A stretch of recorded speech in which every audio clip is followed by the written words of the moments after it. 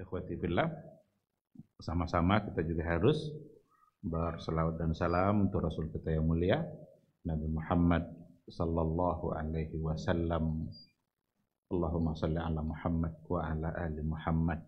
Mudah-mudahan kita adalah umatnya yang serius dalam mencintainya, serius dalam merindukannya. Kita harus merindukan beliau karena beliau ternyata sangat merindukan kita. Kita harus mencintainya karena beliau ternyata sangat mencintai kita sebagai hambanya. Beliau telah berjuang, mengorbankan segala-galanya. Semuanya adalah untuk kemaslahatan kita sebagai umatnya. Maka harus kita balas cinta itu dengan cinta yang sama.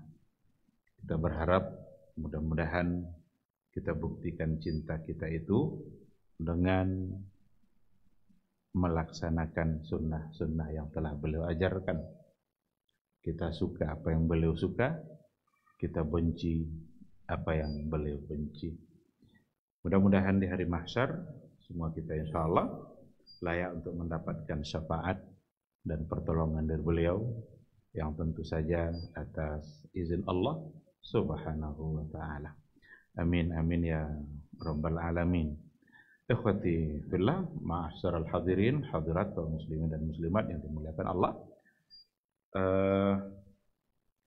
Sekarang insyaallah kita akan coba melihat beberapa masalah, beberapa perkara.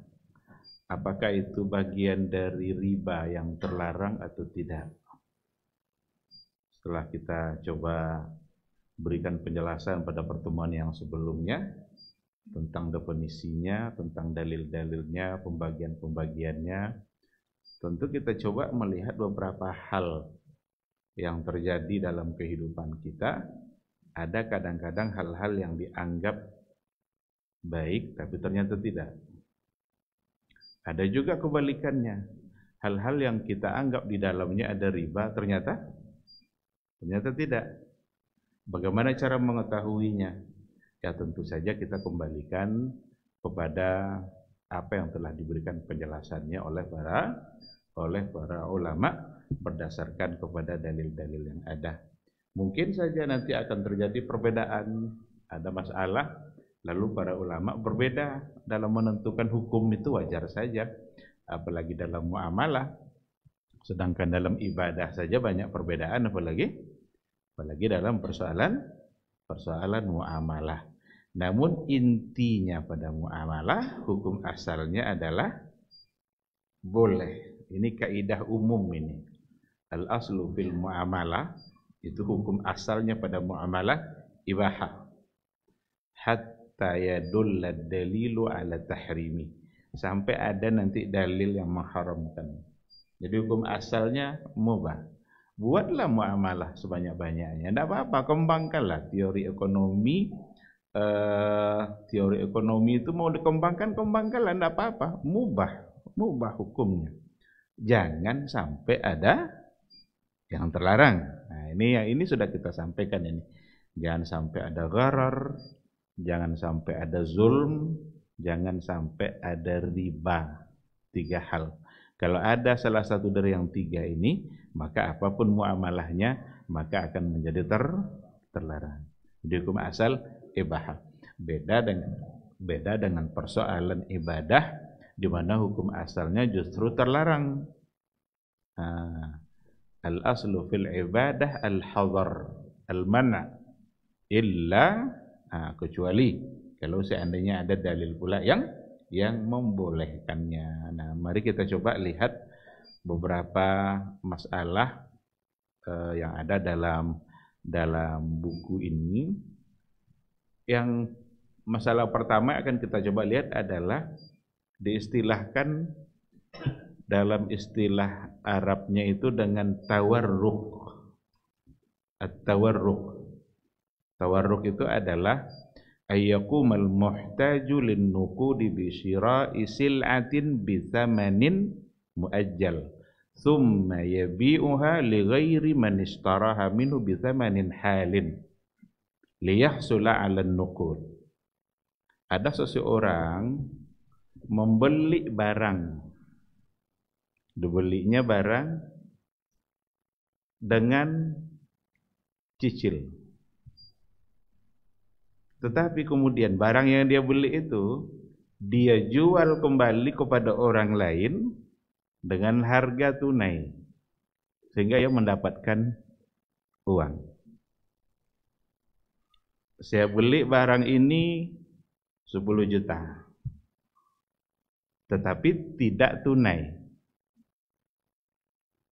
diansur, mungkin sekian kali bayar. 10 juta nih, saya cari orang lain untuk membeli barang ini, mungkin juga 10 juta, atau mungkin juga kurang, mungkin juga lebih, tapi tunai, sehingga saya mendapatkan uang. Apa hukumnya? Apakah dibolehkan atau tidak? Itu yang dimaksud dengan at-tawarruq. Tsumma yabi'uha, kemudian dia jual kembali barang tersebut li ghairi man ishtaraha, kepada orang lain, bukan dari orang yang tadi. Kalau dari orang yang tadi juga, maka kemarin itu tidak dibolehkan, itu namanya bai'ul inah. Bai'ul inah itu akal-akalan, karena dia tidak mau meminjam, tetapi dijualnya barang dia, dibeli kembali dengan cara cicil. Sama aja dengan meminjam uang lalu dibayar dengan angka lebih, dan itu adalah haram karena kelebihan itu menjadi riba. Sekarang dia enggak berurusan sama orang pertama, tapi dia menjualnya kepada orang lain. Apakah itu dibolehkan ataukah tidak? Ikhtalafa ahlul ilmi fi hukmihi. Berbeda ahlul ilmi, berarti para ulama, dalam menentukan hukumnya. Al-qaulul awwal, perkataan yang pertama, pendapat yang pertama mengatakan yajuz. Jadi yang tadi itu boleh.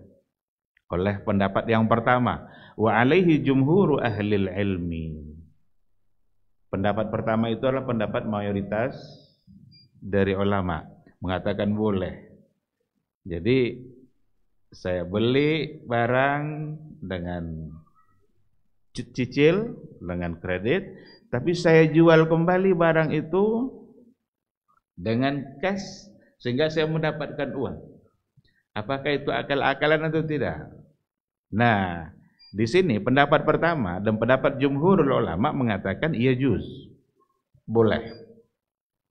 Wastadallu bi anna al-asla fil muamalat al-ibahah. Kelompok pertama, mayoritas ulama, mengambil keumuman bolehnya hukum asal dalam muamalah.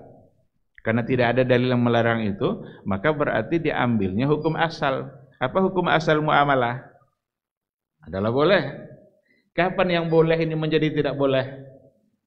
Kalau seandainya ada dalil lain atau qarinah, indikasi-indikasi yang memastikan dia haram. Ada ndak gharar di situ? Ada ndak ribanya di situ? Ada ndak zulmunya di situ? Kalau ndak ada salah satu dari yang tiga ini, maka berarti haram. Sekarang dia membeli, tujuannya bukan untuk memiliki, tapi hanya sekedar wasilah untuk mendapatkan uang. Sehingga kelompok kedua mengatakan tidak boleh. Nah, dibantah oleh kelompok yang pertama. Ada hadis yang mengatakan bahwa seseorang menjual bukan semata-mata untuk memiliki, tapi untuk membeli barang yang lain. Ketika ada seseorang yang menjual, awalnya menukar, ditukarnya korma yang bagus dengan korma yang tidak bagus, 1 kilo dengan 2 kilo, Nabi melarang. La tafa'al, jangan lakukan itu. Kalau mau, juallah kurma 2 kilo yang kurang baik tadi, dapat uangnya, beli kurma yang baik. Bukankah transaksi tadi bukan untuk memiliki, hanya sekedar untuk mendapatkan uang supaya dia bisa membeli. Logika ini yang dipakai oleh pertama. Berarti yang tadi itu, meskipun tujuannya bukan semata-mata untuk memiliki, tetapi ada akad yang sah di situ. Apa alasan untuk melarangnya? Ini saya beli secara kredit, sah hukumnya. Saya jual kembali barang saya yang saya beli tadi kepada orang lain secara tunai. Sehingga di situ tidak ada alasan untuk melarangnya. Karena itu yang pertama mengatakan iya juz. Al-qaulul tsani, perkataan yang kedua mengatakan yuhram atau yahrumu dzalik. Haram hukumnya. Nah, jadi berbeda. Ada dua pandangan, satu bilang boleh, satu bilang tidak boleh. Yang mengatakan haram ini wa huwa qaulu Umar ibn Abdul Aziz. Ini adalah pendapat Umar ibn Abdul Aziz. Wa rajjahahu Ibnu Taimiyah, dan dikuatkan oleh Syekhul Islam Ibn Taimiyah. Li'anna al-mutawarriq la yaqsidu sil'ah li dzatiha. Karena orang yang melakukan tawarruk tadi itu, dia tidak menginginkan barang secara zatnya. Dia hanya membeli bukan untuk menginginkan barang itu, tapi hanya untuk sebagai wasilah mendapatkan uang. Bal liyabi'aha wa yahsul 'ala naqad. Tetapi tujuannya adalah untuk dia jual supaya dia mendapatkan uang. Ini alasan kelompok yang kedua. Tapi yang tadi sudah dibantah oleh kelompok yang pertama, bahwa berbeda niat seperti itu atau membeli bukan tujuan untuk memiliki barang memanfaatkan, itu tidak bisa dijadikan alasan. Nah, maka dalam persoalan ini berarti ada dua pendapat para ulama dan masing-masing mengungkapkan dalilnya. At-tarjih. Yang kuat yang mana? Penulis ini, saya mau menukil pendapat penulis ini. Penulis ini mengatakan at-tarjih yang kuat adalah jawazut tawarruk, adalah boleh. Itu yang kuat. Berarti yang jumhur al-ulama, dengan syarat bisyart alla yabi'al mutawarriqu as-sil'ah illa ba'da qabdiha wa hiyazatiha. Dengan syarat barang yang diperjualbelikan tadi oleh mutawarriq, oleh orang yang membeli, barangnya itu mesti sudah berada dalam genggamannya. Sudah berada dalam genggaman.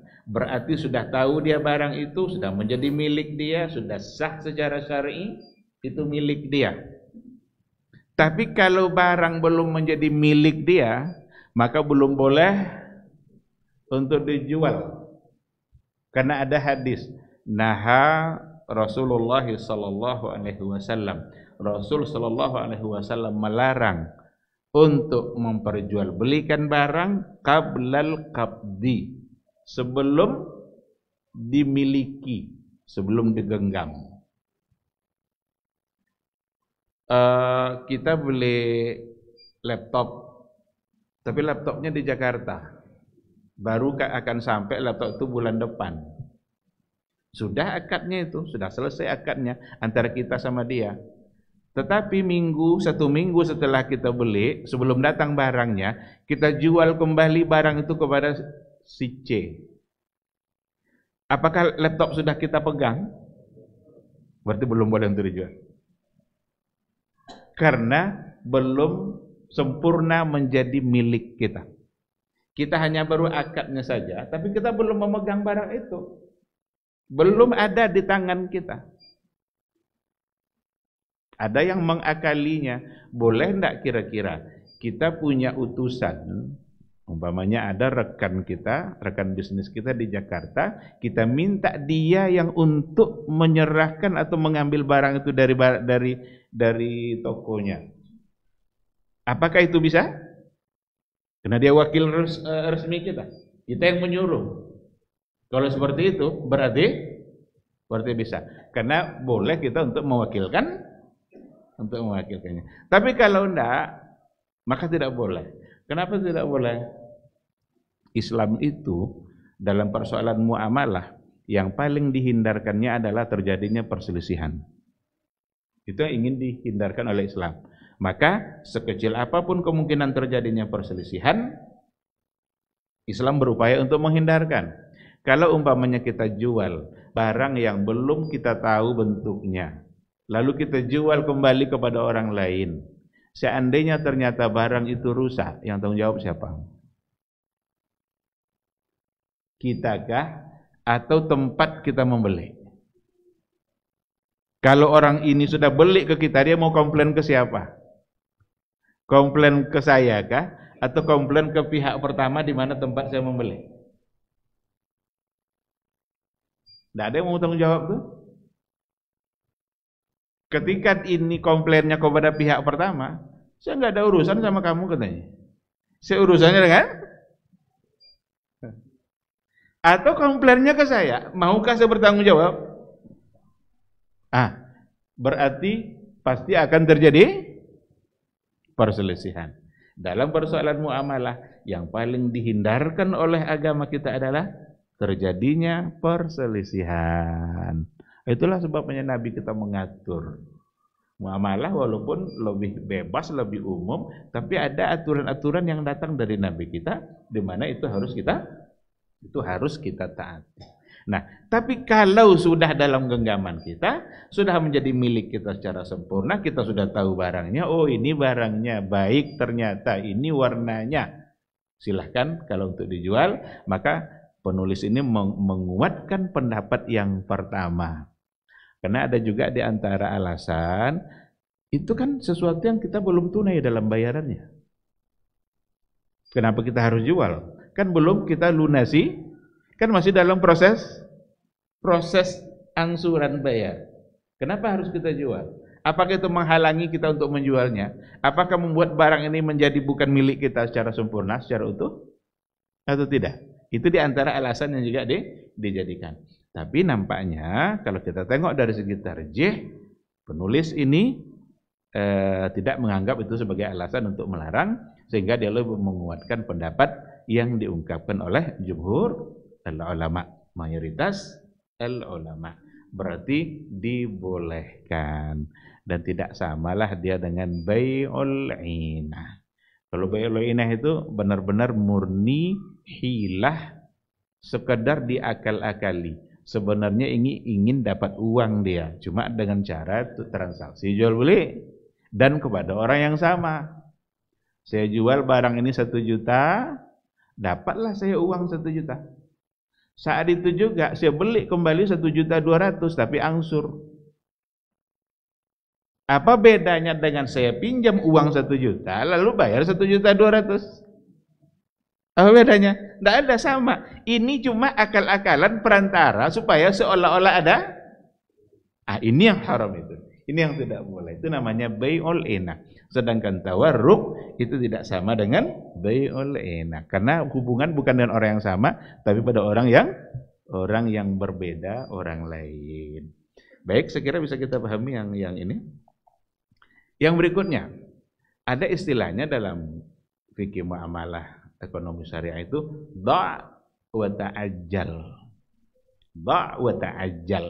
Apa pula maksudnya da' wa ta'ajjal ini? Yuqsadu bihi raddul madini lid-daini qabla hululi ajalihi muqabila isqati juz'in minad daini anil madin. Maksudnya adalah yang berhutang membayar hutangnya lebih cepat, tetapi dengan catatan hutangnya dikurangi. Hutangnya dikurangi. Jumlah hutangnya.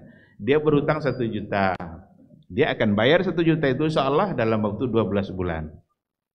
Tetapi dia ingin membayarnya dalam waktu 11 bulan, tapi tolong kurangi sedikit hutang saya. Yang 1 juta menjadi 900.000 umpamanya. Apakah dibolehkan atau tidak? Itu namanya da' wa ta'ajjal. As-sulhu anil mu'ajjil bi ba'dihi halat. Mu'ajjal bi ba'dihi halat. Jadi berdamai sedikit dengan ansurannya, tapi ansurannya dipercepat.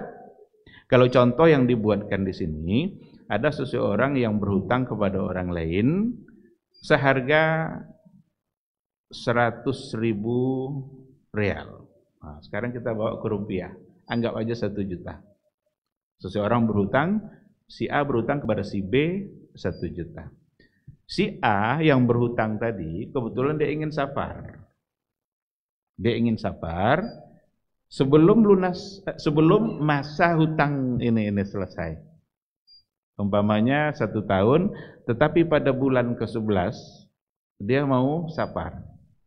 Karena dia mau safar, dia mau melunasi hutangnya padahal belum waktunya.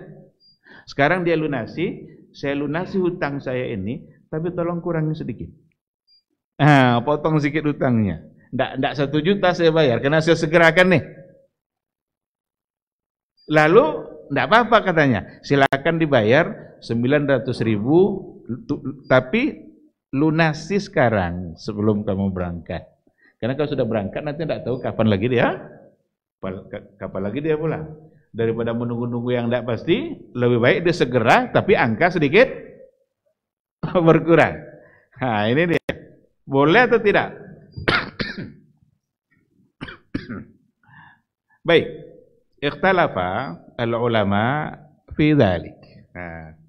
Ikhtalafa al-ulama fi dhalik. Kalau ulama juga berbeda dalam persoalan ini.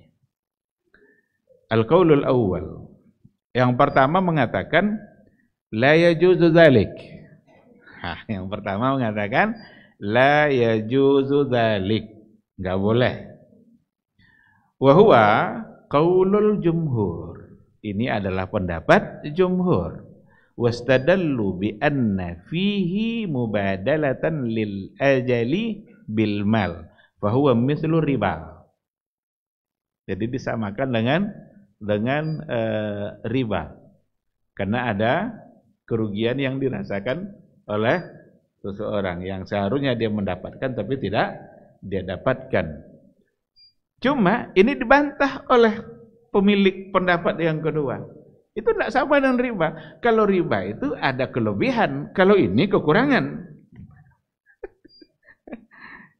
Kalau riba kan kelebihan, memaksa dia untuk membayar lebih. Kalau sekarang tidak pula dipaksa, cuma disegerakan bayarnya, hanya saja dia minta keringanan karena disegerakan sebelum waktu. Copek bayu kena tapi kuangi kenanya. Lebih awal dibayar, cuma minta dia untuk dikurangi. Berarti yang mengizinkan untuk dikurangi kan yang memberikan hutang, piutang. Dia yang punya uang, dia yang ingin memberikan. Ini bantahannya oleh kelompok yang kedua. Karena yang kedua itu mengatakan yasihhu dzalik, sah transaksi seperti itu boleh, wa huwa qaulu Ibnu Abbas. Dan itu adalah perkataan Ibnu Abbas wa riwayatun anil Imam Ahmad. Dan itu merupakan satu riwayat yang datang dari Imam Ahmad. Ikhtaraha Ibnu Taimiyah, menjadi pendapat pilihan juga oleh Syekhul Islam Ibnu Taimiyah. Jadi ada dua pandangan di sini. Jumhur mengatakan tidak dibolehkan karena ada unsur-unsur di mana dirugikan seseorang sehingga dikiaskanlah kepada riba fadl. Sedangkan Ibnu Abbas dia beralasankan kepada yang pertama, ada riwayat yang datang dari Ibnu Abbas dari perkataannya Rasulullah sallallahu alaihi wasallam, lamma amara bi ikhraji Bani Nadir. Ketika Rasul memerintahkan untuk mengusir dan mengeluarkan Yahudi Bani Nadir dari Madinah. Jadi mereka diperintahkan untuk keluar. Wa kanat lahum duyun. Dan orang-orang Bani Nadir di Madinah itu mereka punya hutang. Punya hutang kepada orang-orang Madinah. Sekarang mereka disuruh untuk pergi keluar. Lalu bagaimana hutangnya? Nah, kata Rasul, da'u ta'ajjalu. Usir dia, suruh keluar, ringankan dia dalam membayar hutang. Berarti biarlah dia keluar atau biarlah hutangnya itu dikurangi sedikit, yang penting dia keluar. Ini riwayat yang datang dari dari Ibnu Abbas. Wal hadisu mukhtalafun fi sihhatihi. Hadis itu memang diperselisihkan dari segi kedudukannya oleh para ulama. Tapi yang jelas itu yang dipakai oleh Ibnu Abbas. Dibolehkan mereka untuk membayar hutangnya lebih kurang dari angka yang sebenarnya, tapi bayar karena mereka akan diusir keluar dari kota Madinah. Yang kedua yang dijadikan alasan oleh Ibnu Abbas, al-aslu fil muamalat al-hil. Hukum asalnya pada muamalat itu adalah halal. Itu yang kita katakan tadi. Walam yazbut dalilun sahihun ala tahrim. Dan tidak ada yang sabit satu hadis pun dalil yang mengharamkan seperti yang tadi itu. Karena tidak bisa dikatakan itu merugikan saya, karena saya yang membolehkan. Yang rugi itu apa? Saya tidak mau, dia maksa. Itu baru rugi. Sekarang dia bilang, saya mau berangkat nih, entah kapan saya pulang, tapi saya ingin hutang saya lunas. Cuma, boleh tidak sedikit dikurangi dari hutang saya? Lalu saya bilang boleh. Berarti saya yang memberikan keringanan kepada dia. Tidak mungkin saya dikatakan dirugikan. Dan itu tidak sama dengan riba. Kalau riba, keharusan seseorang membayar lebih, dan itu yang merugikan dia, karena seharusnya dia tidak bayarnya segitu. Nah, maka da'wa ta'ajjal dalam dua pandangan tadi, di sini beliau katakan juga la'allal qawla bil jawazi arjah. Mudah-mudahan pendapat yang menguatkan hukum bolehnya itu arjah, lebih rajih. Lebih rajih berarti lebih kuat. Li'annal asla al-hil. Karena hukum asalnya adalah halal, wa li'annal manfa'ata lil muqtarid. Karena manfaat yang didapat itu oleh yang berhutang. Kalau riba yang dapat manfaat siapa? Yang berhutang atau yang memberi hutang? Yang memberi hutang. Kalau ini tidak, manfaat dirasakan oleh dia yang berhutang. Dia diringankan dalam membayar hutang.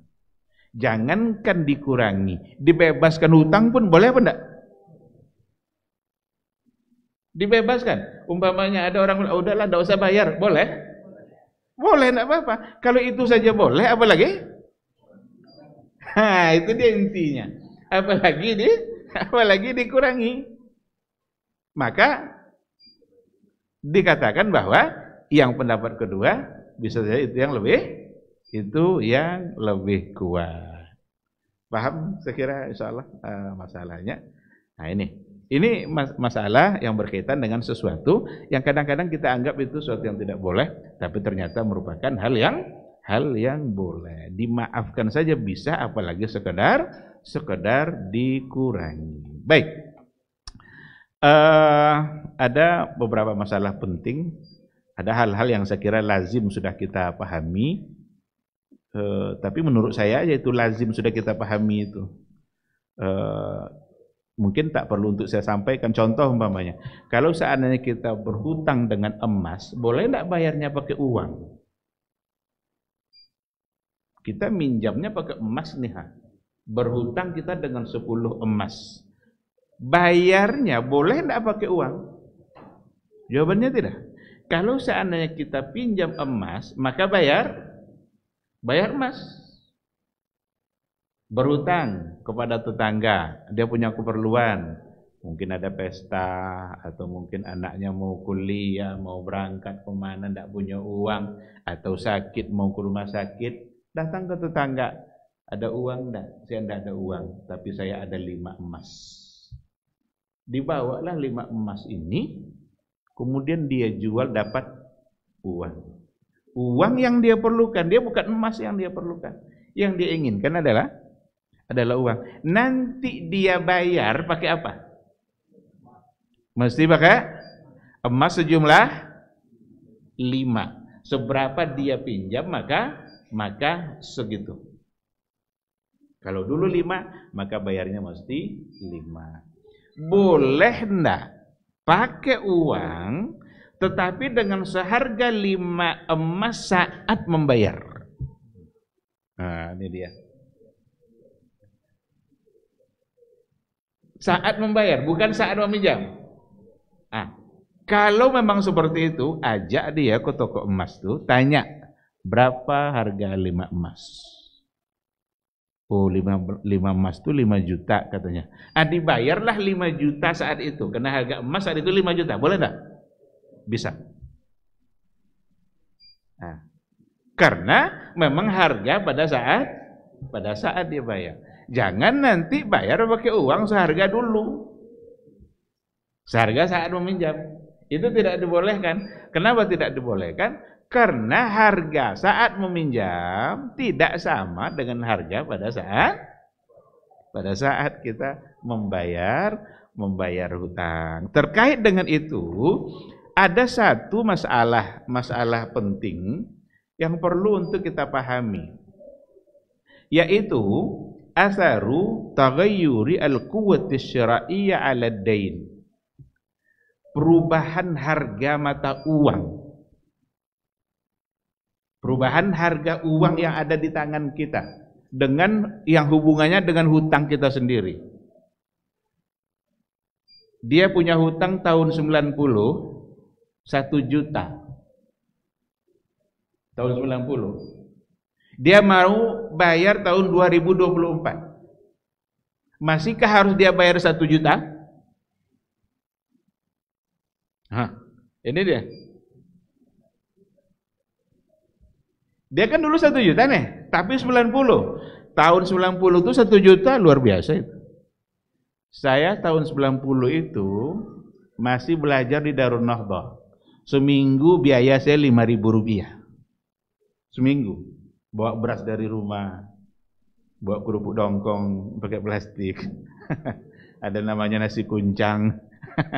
Kerupuk lado dikuncang-kuncang masuk nasi. Nah, ada makan. Untuk uang 5.000 tahun 90. Ada orang minjam 1 juta. Berapa emas kira-kira 1 juta itu masa itu? Sekarang? Nah, kebetulan setelah dia pinjam, pergi dia entah kemana-mana, ndak kasih tahu. Pulang tahun 2024, datang dia mau bayar, kasih uang 1 juta. Gimana? Siap kita menerimanya? Ini yang dimaksud dengan athar taghayyur quwwati syara'iyah, pengaruh kekuatan dari harga. Syira', harga beli, harga uang, karena bisa berbeda. Nanti masuk waktu, insyaallah kita jawab setelah azan insyaallah.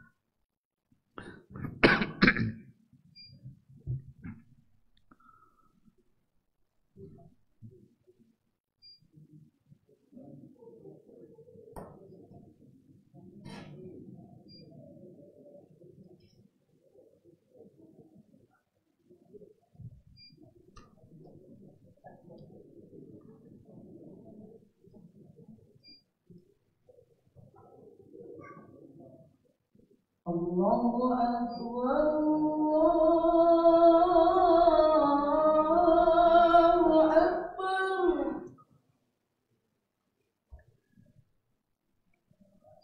Allahu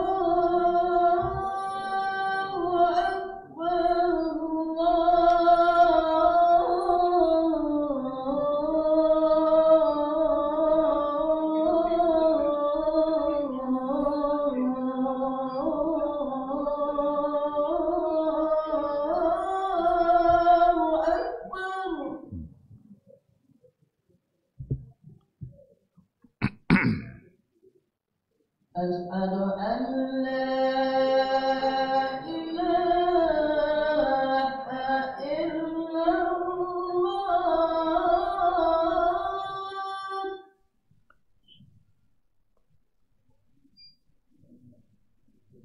Asyhadu an la ilaha illallah.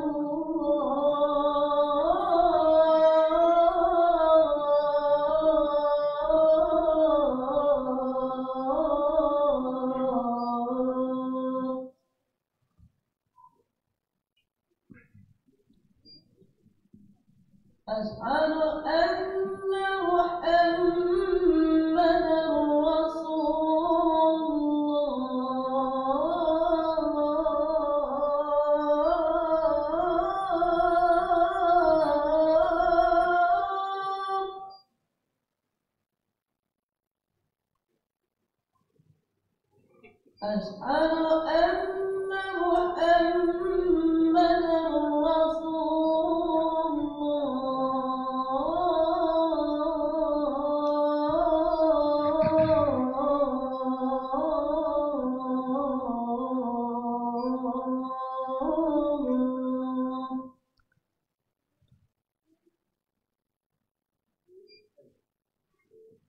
حي على الصلاة.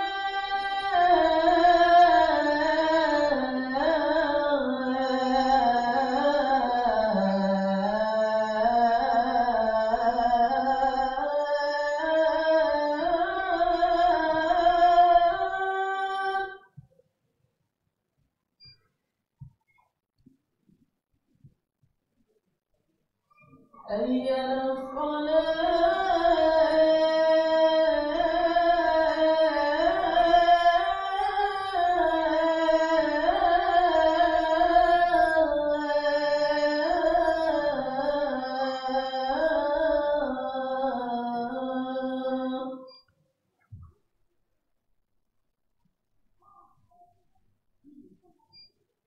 حي على الفلاح.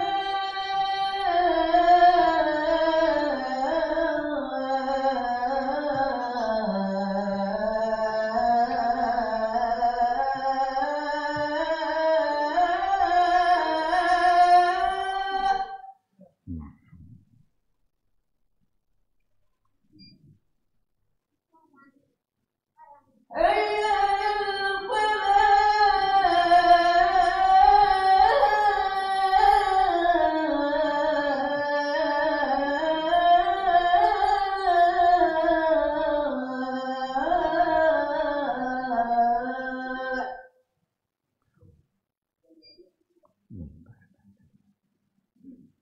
الله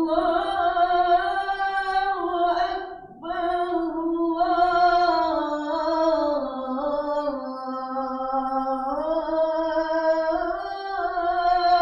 أكبر.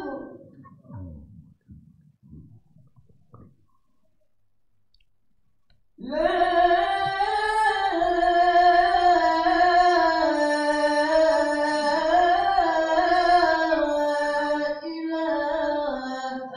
إلا الله.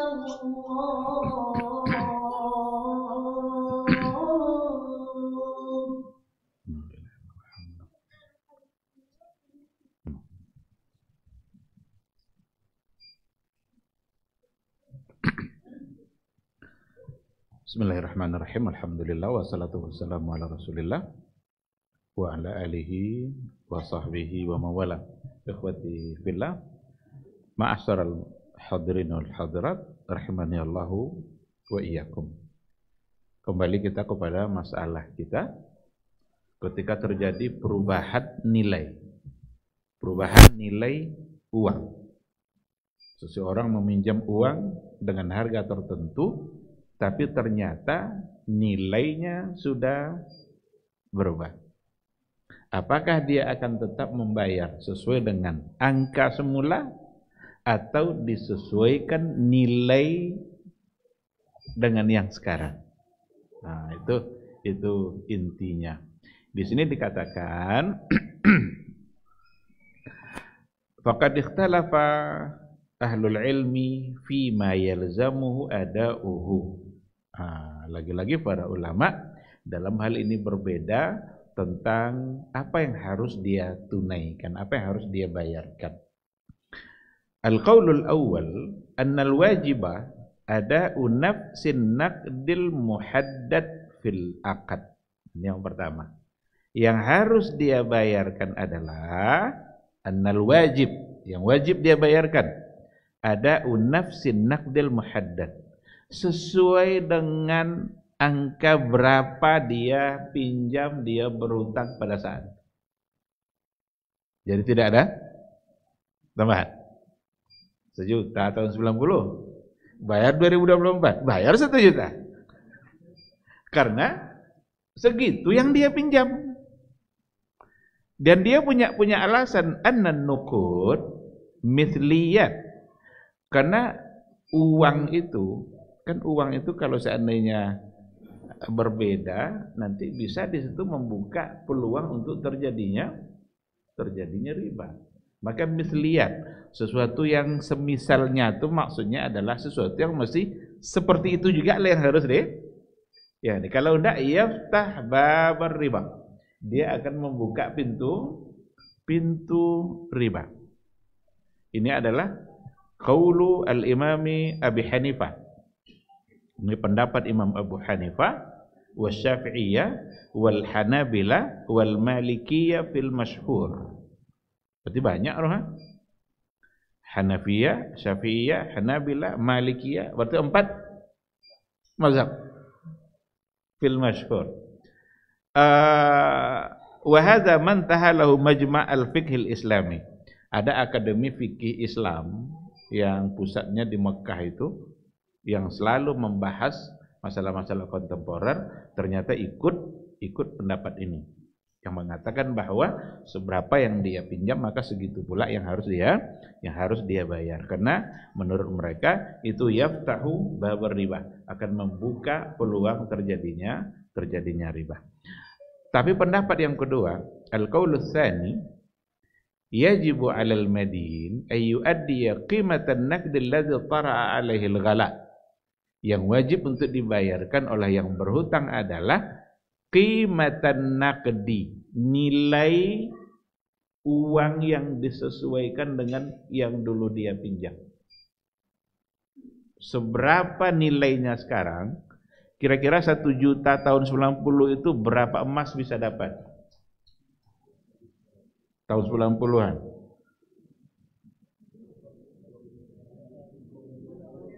Hah? Simin 20.000 satu sak. Berarti itu yang dihitung, karena itu nilai yang dia pinjam. Ini kata yang pendapat yang kedua. Li'annal umulat laisa sila'a fi dzatiha. Karena mata uang itu bukanlah itu sesungguhnya yang ingin diperdagangkan. Kan bukan itunya, tapi nilainya. Yang ingin didapat justru adalah nilainya. Tetapi memang diberikan kata kunci, kalau seandainya taghayyara taghayyuran fahishan. Fahishan itu katsiran. Kalau memang perubahan nilai itu sangat besar sekali. Kalau sekadar berubah sedikit, itu sudah tabiatnya mata uang.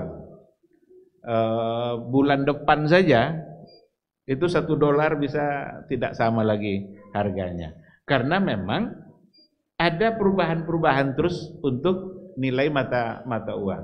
Kalau perubahan yang sedikit seperti itu tidak merugikan.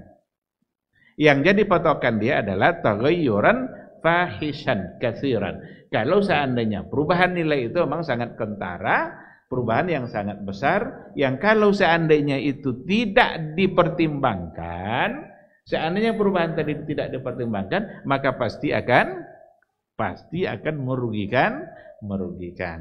Nah, jadi dalam hal ini rupanya juga ada dua pandangan. Wa qala bihadza ba'dul fuqaha, ini perkataan sebagian kecil dari para fuqaha. Kalau mayoritas ulama kita tengok tadi justru dari imam mazhab, malah dari 4 mazhab mengatakan tidak boleh terjadi perubahan nilai, karena yang dilihat bukan nilainya tetapi mithlun naqdinya, uangnya itu sendiri, berapa angkanya, bukan berapa bisa beli apa gitu pada saat itu. Ketika 1 juta, ya karena angkanya 1 juta, maka itulah yang dibayar. Tetapi kelompok yang kedua mengatakan nilainya. 1 juta itu bisa dapat apa dulu dan bisa dapat apa pula sekarang. Kalau seandainya memang perbedaannya adalah perbedaan yang sangat kentara, besar sekali, maka perlu untuk dipertimbangkan agar tidak merugikan pihak yang memberikan hutang. Dalil-dalil mereka pakai, tetapi ada bantahan-bantahan oleh kelompok yang kedua, untuk kelompok yang pertama seperti yang tadi itu, bahwa sesungguhnya uang bukanlah sesungguhnya itu yang diinginkan, tapi itu hanyalah wasilah untuk mendapatkan sesuatu. Kita kalau mau beli pakai uang, kalau mau ini pinjam pakai uang, ini pakai uang. Jadi uang itu sebagai wasilah untuk mendapatkan sesuatu. Sehingga penting untuk melihat dari sisi nilainya agar tidak ada pihak yang dirugikan. Kalau ditengok kecenderungan dari penulis buku ini, kecenderungannya ketika dibawa beberapa hadis yang ada, jika memang perbedaannya itu besar dan kentara, perlu untuk dipertimbangkan agar tidak dirugikan.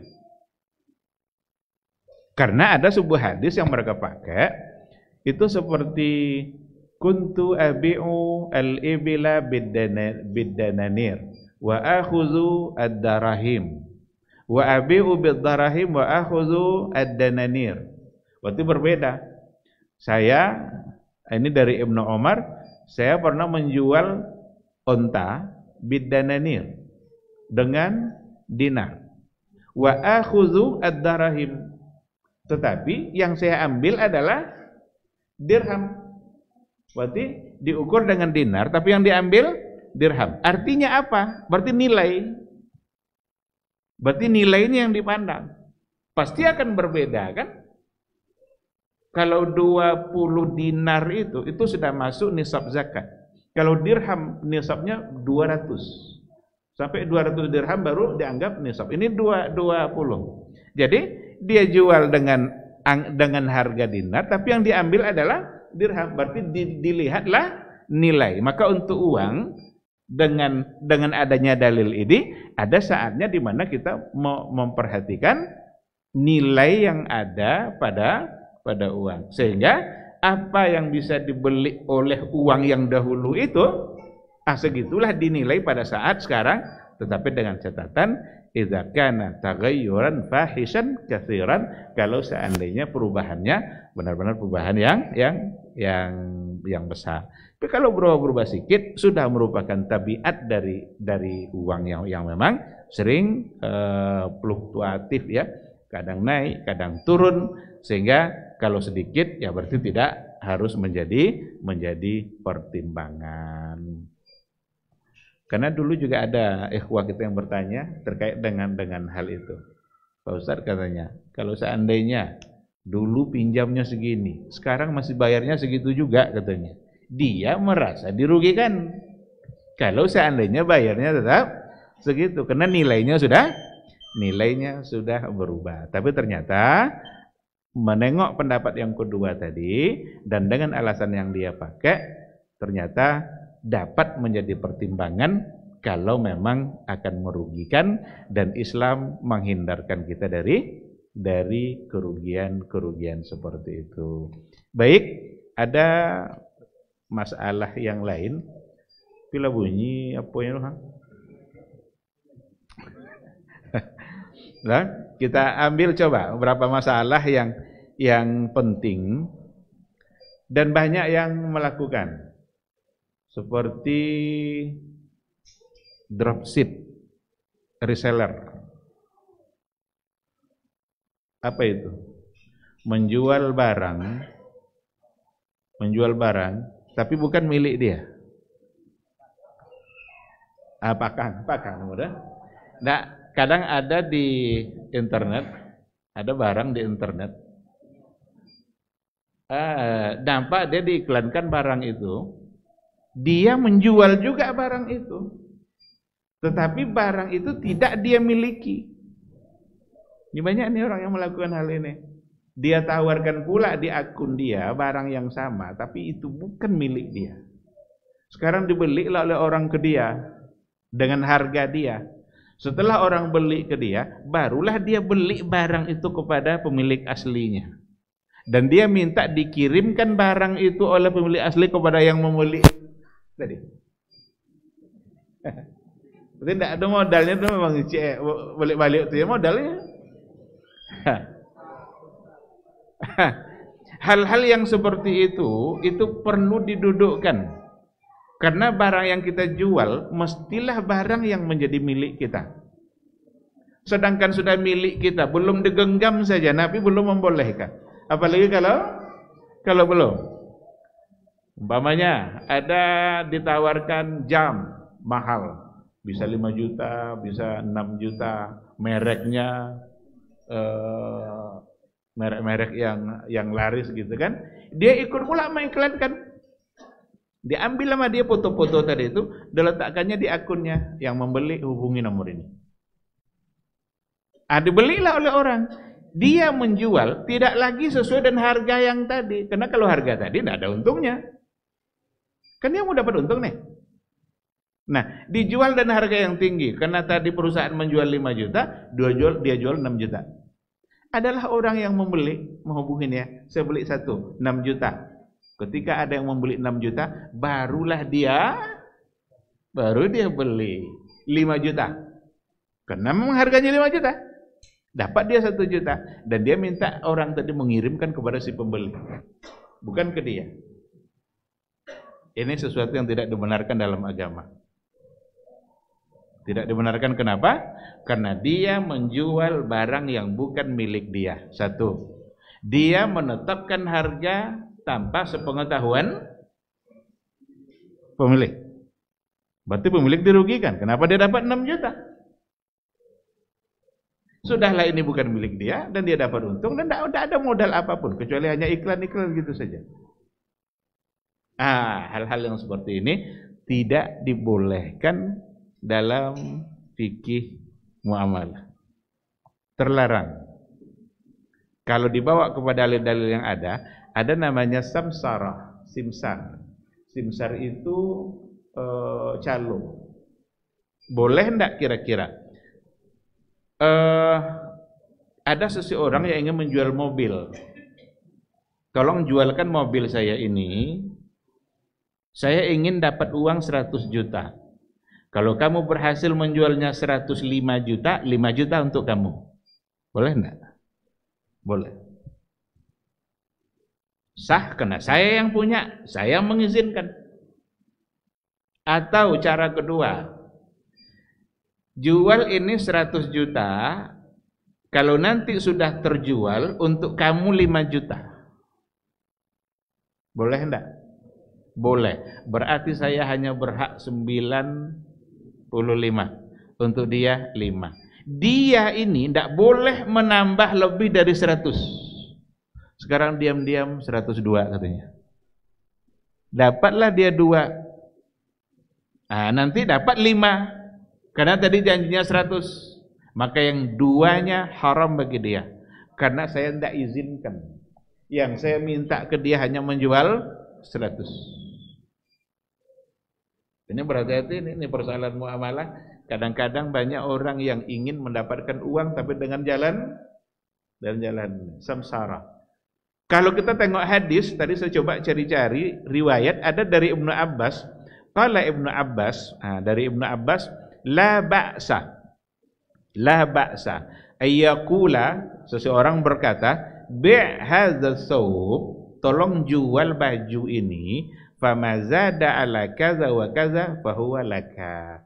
Kalau seandainya nanti ada kelebihan harga yang kamu hasilkan segini-segini, fahuwa laka, itu untuk kamu. Ini ungkapan Ibnu Abbas. La ba'sa itu berarti tidak mengapa. Maka dapat dijadikan landasan ungkapan Ibnu Abbas. Beliau adalah salah seorang sahabat.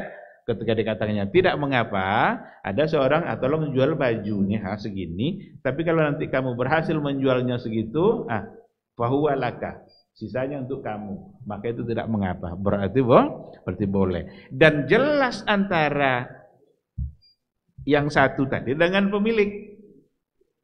Ada kesepakatannya, bisa persentase dari harga penjualan, berarti tidak boleh dia merubah harga, atau dia menjual harga lebih dari yang diinginkan oleh yang tadi, lalu lebihnya untuk dia. Dapat dibenarkan.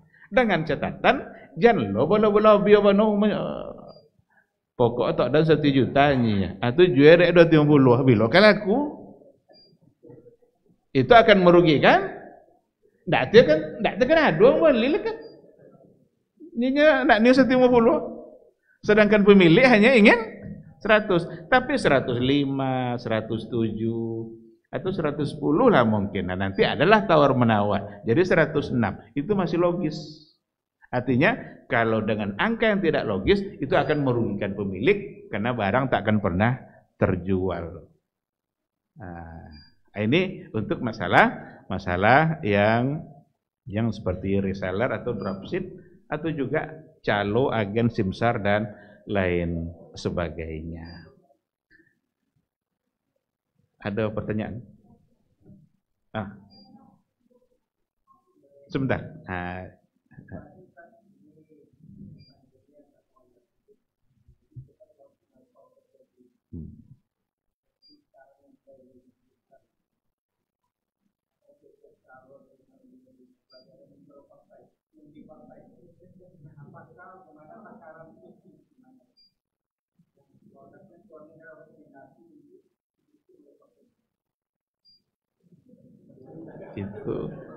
Itu sogok atau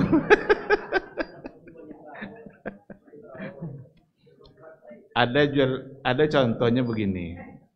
Umpamanya saya mencalon untuk jadi dewan.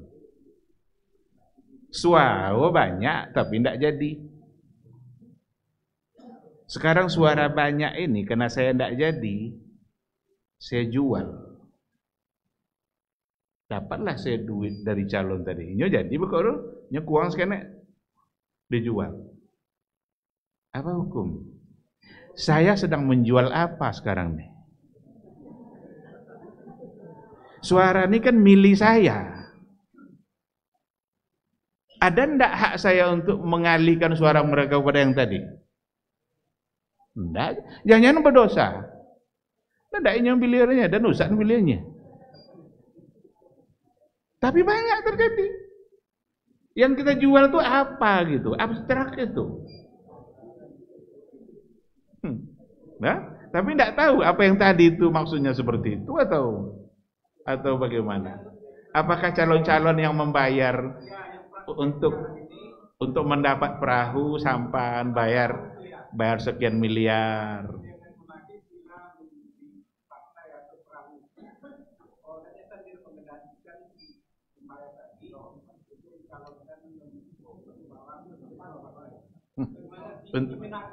Untuk mendapatkan tiketnya, maka dia perlu membayar. Sekarang sudah luar biasa persoalan ini. Tidak perlu dia sekarang itu apakah kader partai atau tidak. Yang penting mau bayu sekali lihat. Itu yang aduh ini. Walaupun kader partainya lah terbina selama dia visioner, nampak benar-benar akan bisa membangun, tidak banyak bicara. Nah, dari situ saja sebenarnya kita sudah bisa menilai. Wallahu a'lam. Sekarang yang sedang ditransaksikan seperti itu, tanya aja lah hati. Tanya hati yang dalam yang ada di kita, nurani kita. Makanya nurani namanya. Nur itu cahaya. Nah, jarang dia berbohong, karena terang dia. Ada hal-hal yang kadang hati kita menolak, tapi itu yang terjadi. Itu yang kebanyakan sekarang ini. Lalu kita mau apa lagi? Begitulah perpolitikan. Kalau mau siap seperti itu, masuklah ke dalam dunia politik itu. Tapi kalau enggak, jauhi. Kalau enggak siap untuk dan hal-hal yang seperti itu. Karena kalau dibawa kepada konsep jual beli, persoalan jual beli harus nyata apa yang diperjualbelikan itu. Harus terang, mana barangnya, berapa harganya, siapa yang memiliki.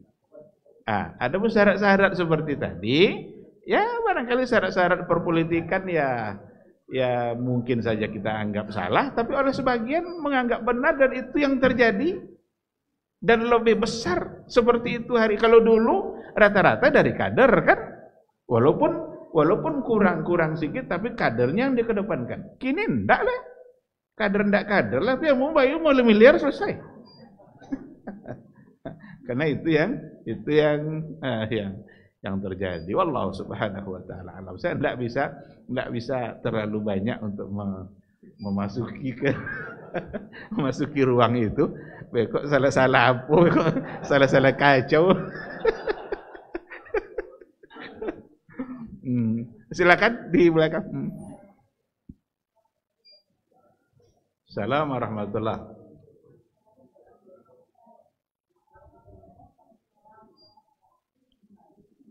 Coba ulang lagi, Pak.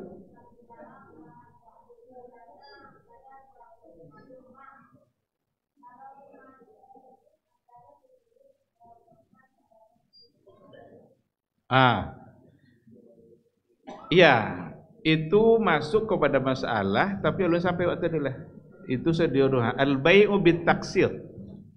Itu namanya al-bai'u bit-taksir. Taksir itu qasata yuqasitu taksiran. Ansur cicil. Kalau dia bayar cash 100 juta.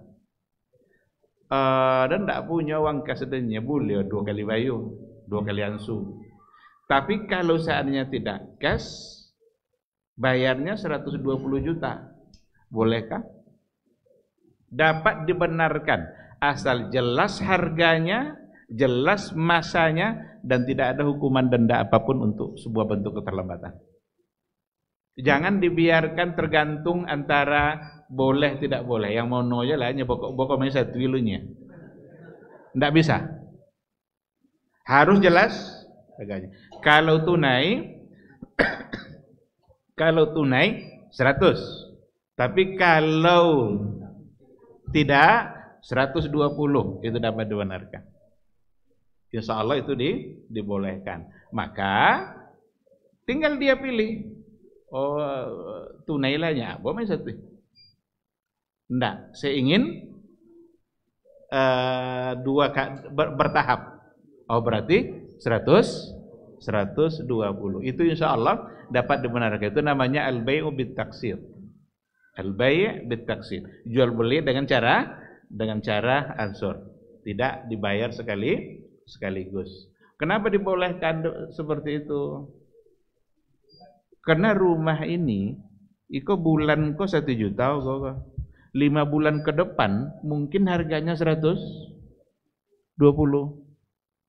Sementara dia melunasinya 5 bulan ke depan. Jadi tidak ada pihak yang dirugikan. Maka insya Allah itu namanya al-bai'u bit-taksir. Insya Allah dapat dibenarkan. Wallahu subhanahu wa ta'ala alam. Lagi? Fadhal.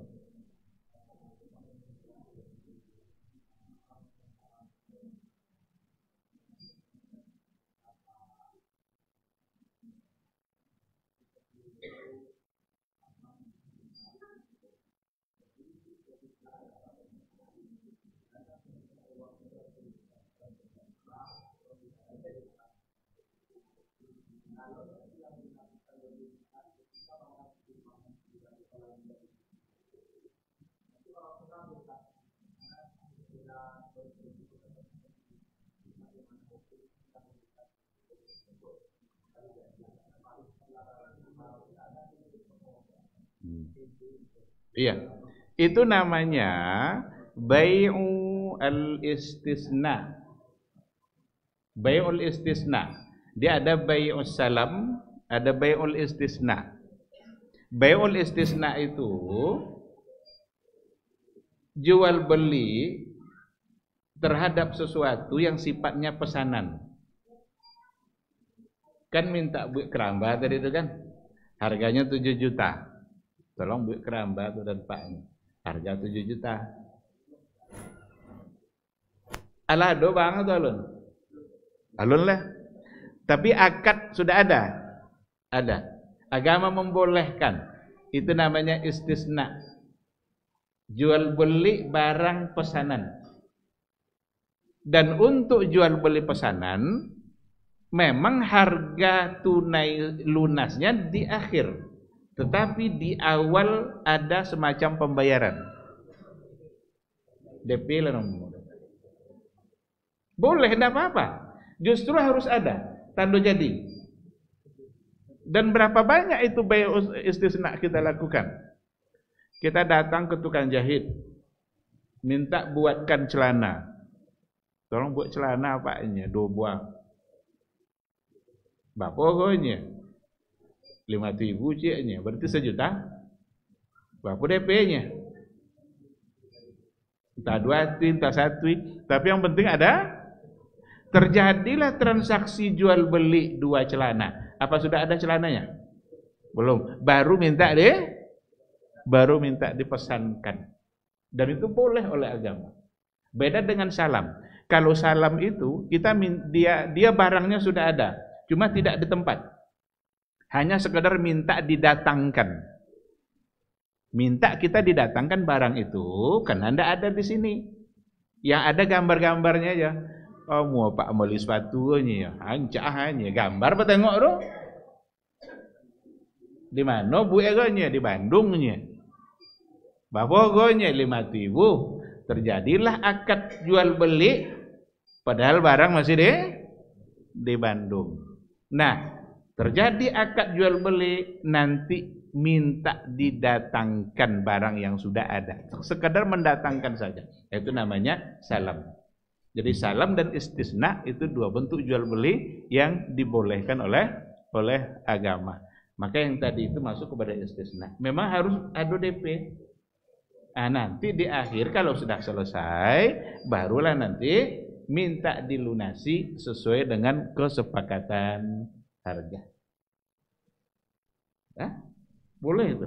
Justru kalau nanti tidak ada bayaran apapun, dia tidak merasa terikat. Tidak ada keterikatannya dengan kita. Maka perlu untuk ada DP. Beda dengan salam. Kalau salam biasanya bayar di awal. Itu jual beli online sekarang itu cenderung kiasnya kepada salam. Jual beli online itu kiasnya kepada jual beli salam. Wallahu subhanahu wa ta'ala a'lam. Baik, kalau sudah tidak ada lagi, hukum?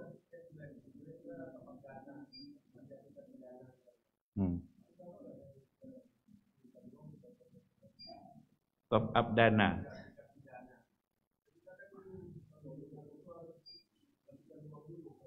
Nanti kita punya kartunya. Kita kerjasamanya dengan siapa? Uang kita dipakai untuk apa oleh mereka? Kalau dipakai untuk guna sesuatu, minta kita robah akadnya. Bisa akad mudharabah. Kita punya modal, dia yang mengusahakan. Nanti tergantung kesepakatan-kesepakatan. Tapi kalau memang kita nyimpan saja, contoh di pondok umpamanya, ada top up dana untuk laundry. Pihak sekolah mengatakan yang ingin anaknya dilaundrykan, diurus laundrynya oleh sekolah, top up lah dana itu. Nanti setiap kali dia letakkan baju untuk dicuci, dikurangilah nanti dana-dana yang ada. Selagi ada dana berarti masih bisa dia pesan untuk cuci bajunya. Kalau dana sudah tidak ada, maka berarti dia harus isi kembali. Kalau itu ya tidak ada masalah. Karena memang murni digunakan untuk itu. Tapi kalau sudah digunakan untuk yang lain, kita perlu tahu. Jangan-jangan mereka mendapatkan untung besar, sementara kita hanya sekedar nitip-nitip saja. Kalau jelas, ya tidak ada masalah. Berarti kita boleh untuk mengikuti sistem seperti itu.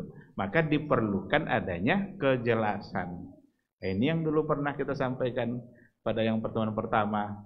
Dalam transaksi kita harus ada jelas, adil, komitmen. Harus jelas akadnya, harus adil, dan komitmen dengan syarat-syarat. Kalau tidak komitmen, berarti ada yang berbohong. Diam-diam dia ternyata mendapatkan untung dari uang kita. Kenapa tidak dibagi untung itu? Sementara Islam menganjurkan untuk bagi hasil. Itu saja yang penting. Wallahu a'lam. Baik Bapak Ibu yang dirahmati Allah, sampai di sini kajian kita. Mudah-mudahan ada ilmu yang bisa kita dapatkan. Yang benar itu semata-mata bimbingan dari Allah. Kalau ada yang salah, yang keliru, itu kelemahan ilmu saya dan juga godaan-godaan syaitan. Mohon untuk dimaafkan dan semoga Allah juga mengampuninya. Terima kasih. Subhanakallahumma bihamdika asyhadu an la ilaha illa anta astaghfiruka wa atubu ilaik. Wassalamualaikum warahmatullahi wabarakatuh.